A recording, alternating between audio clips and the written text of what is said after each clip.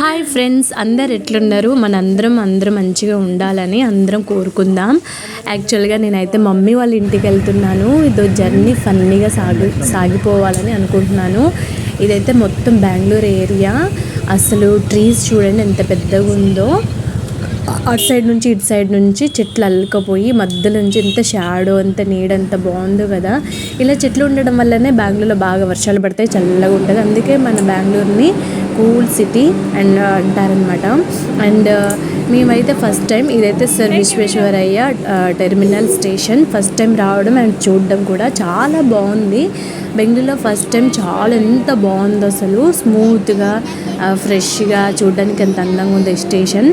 ఇక పిల్లల గురించి చెప్పాలంటే చాలా డేంజర్ అండి. ఇక మా దగ్గర అయితే ఒక సూట్ కేసు ఉంటుంది. అది మేము బట్టలు పెట్టుకోవడానికే కాదు, పిల్లలు ఆడుకోవడానికి కూడా యూజ్ అవుతుందని మా పిల్లల నుంచి నేను చూసి నేర్చుకున్నా. అసలు ఆ సూట్ కేసు పట్టుకొని గిర తిరుగుతూ ఉంటారనమాట. అది మాత్రం చాలా డేంజర్ పిల్లలతో మాత్రం చాలా కేర్గా ఉండాలి. అట్లా ఆడుతూ స్టేషన్కి ముందుగా అంటే ట్రైన్ ఉంది కదా, ఆ ట్రైన్ దగ్గర కన్నా వెళ్ళిపోతారు.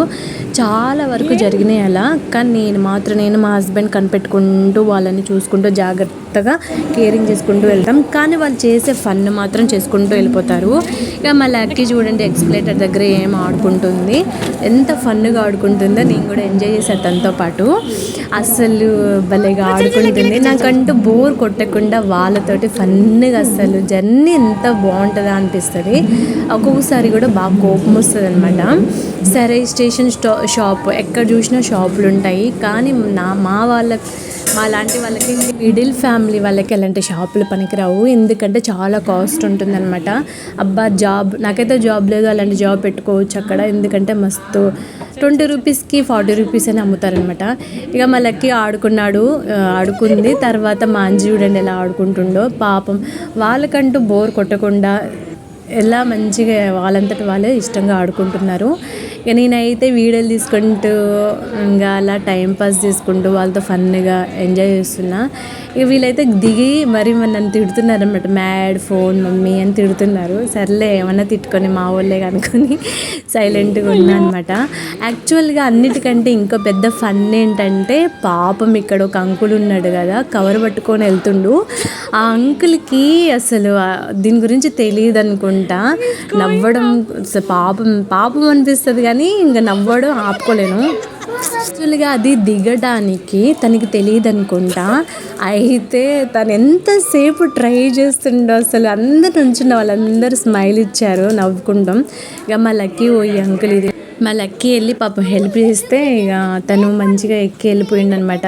యాక్చువల్గా తను తిరిగి చూస్తుంటే ఆట చెప్తుండ అనమాట. నాకు భయమేసి వీడియో ఆఫ్ చేశాను. ఇక మా లక్కీ చూడండి ఎంత ఫన్గా మాట్లాడుతుందో.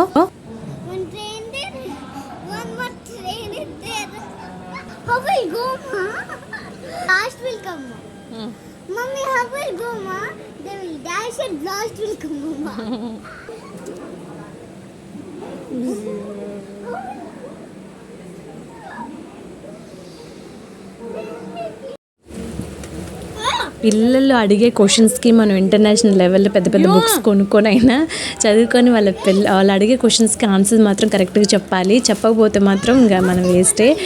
బ్రెయిన్లో మనం ఏ ఆన్సర్స్ చెప్తున్నామో వాళ్ళు పెట్టుకుంటారనమాట. అవే క్వశ్చన్స్కి ఆన్సర్ ఏమో అనుకొని క్లారిటీగా ఫీల్ అవుతూ ఉంటారు. కానీ మనం మాత్రం ఆన్సర్స్ కరెక్ట్గా చెప్పాలి. ఇంకా ఒకటే చిప్స్ ప్యాకెట్ కొనుక్కొని ముగ్గురం చూడండి ఎట్లా ఎగబడి తింటున్నామో. ఎవరు ఎక్కువ తీసుకొని తింటే వాళ్ళు ఎక్కువ తిన్నట్టు అనమాట. ఒక ప్యాకెట్ ఫుల్గా తినేసినాం. ఇంక ఇదేనండి చూడండి, ఇప్పటికి ఎన్నిసార్లు డోర్ దగ్గరికి రావడం ఎక్కడ ఉంది. ఇది డేంజర్ ప్లేస్ అనమాట. నేను ఎంత అరుస్తున్నా కానీ వీళ్ళు చేసే పని అదే. ఇక వాళ్ళు వెనక గూర్కా చేసే పని నేను మాత్రం ఎక్కువ ఇంకా అలా తిరుగుతూ ఉంటారనమాట. బాత్రూమ్కి టాయిలెట్కి రాకపోయినా టాయిలెట్ వస్తుంది, హ్యాండ్ వాష్ అది ఇది కహానీలు చెప్పి మరి అసలు ట్రబుల్ అండి. ఎంత ఏడుపు వస్తుందో. ఒక పక్క నిద్ర వస్తుంది, ఒక పక్క అసలు ఆ జర్నీకి టైర్డ్ అనిపించి లెగాలనిపించదు. వీళ్ళు చేసే పనులకి అసలు చికాకు కుడుతుంది అనమాట.